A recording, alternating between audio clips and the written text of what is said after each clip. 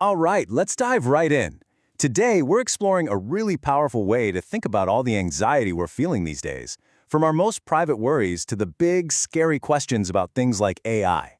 We're going to unpack the Islamic concept of divine destiny and see how it's presented as an antidote to that nagging feeling that things are just spinning out of control. So let me ask you something right off the bat. What is it that you're most afraid of? Seriously, take a second, because that feeling, that sense of dread, that's a universal human experience. We all have it. For a lot of us, it really just boils down to this: the unknown. It's the simple fact that we have no idea what's coming around the corner. And that uncertainty, that can be terrifying. And then, of course, there's the big one, the deep, profound fear of loss. The thought of losing the people we love, or our health, or the stability we've built. It's a primal fear, and it's behind so much of what we do. We also feel this on a much bigger scale, right? A collective anxiety about the future itself. We look at the world and wonder, where are we all heading? What's this all going to look like in a few years? And lately, there's a new kid on the block, a fear that feels very 21st century: artificial intelligence. This idea of machines becoming too powerful, of algorithms running our lives, a future that we might not even recognize. So the perspective we're looking at today argues that all of these fears, every single one, they all sprout from the exact same root. It's this core illusion, this belief that the universe is just a chaotic, random, and uncontrollable place. And to push back against that feeling of chaos, the source offers up this verse from the Quran. Now, this isn't presented as just a nice line of poetry. It's described as spiritual architecture, like a foundational blueprint for building a life of peace.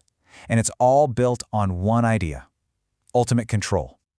Okay, so how does this blueprint actually work? Well, it starts with a pretty mind-bending idea that all of existence, our entire reality, is a story that has already been written, and grasping this is presented as the very first step toward finding real peace.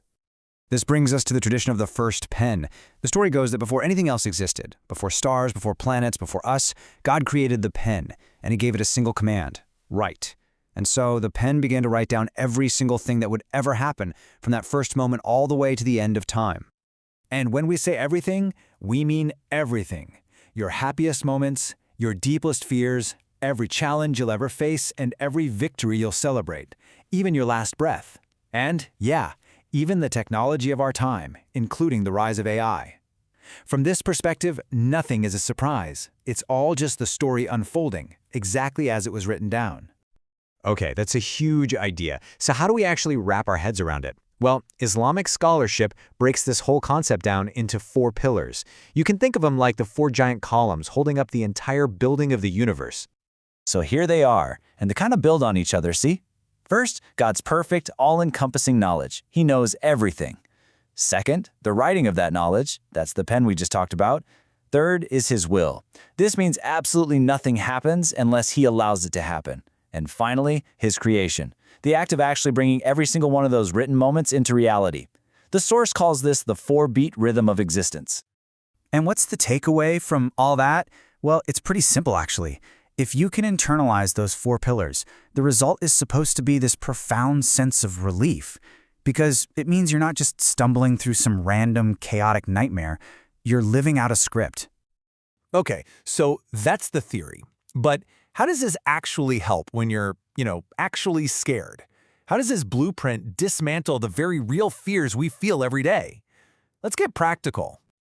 Let's start with the fear of evil, or, the fear of what other people might do to us. We get scared because we see evil as this independent force out there that can just decide to hurt us. But check out how this verse completely flips that on its head. It's saying that anything that happens to you, good or bad, was already part of the script for you. In this view, evil has no real power of its own. It can only act if it was already written into the story. All right, let's talk about the big one, the fear that gets to almost everyone: death. The source material claims that this framework can completely dismantle that fear with one single powerful shift in perspective. And this is it. This verse doesn't treat death like some random terrible accident. Instead, get this, it's a precise, scheduled appointment. It arrives exactly when it's supposed to, not a second early, not a second late. And that idea is meant to strip away the randomness, and therefore, the terror. Okay, let's bring this right into the 21st century. how does a framework that's thousands of years old handle our newest, most futuristic fear, artificial intelligence? It's a pretty fascinating comparison when you lay it out like this. On one hand, you've got AI. It writes code and data, right? But the divine decree, it wrote the original script for everything. AI stores information, but destiny was stored in what's called the preserved tablet. You see the pattern? In this view, AI isn't some rogue challenger. It's just a digital echo of the first pen, another tool created within the divine plan. So what happens when someone really truly internalizes this belief system? The source describes a complete transformation, a fundamental shift in how you experience your own life. So you see, all those fears we talked about at the beginning, the fear of other people, of losing things, of the future, even of AI, they just start to dissolve. Because you're placing every single one of them inside this larger framework of divine control, and in doing so, they lose their power over you. And what rushes in to fill that space? Well, it's something powerful. It's stability. It's confidence. It's a deep, unshakable peace. The person who really gets this is described as having a spine of steel and a heart of silk, unbreakable but gentle.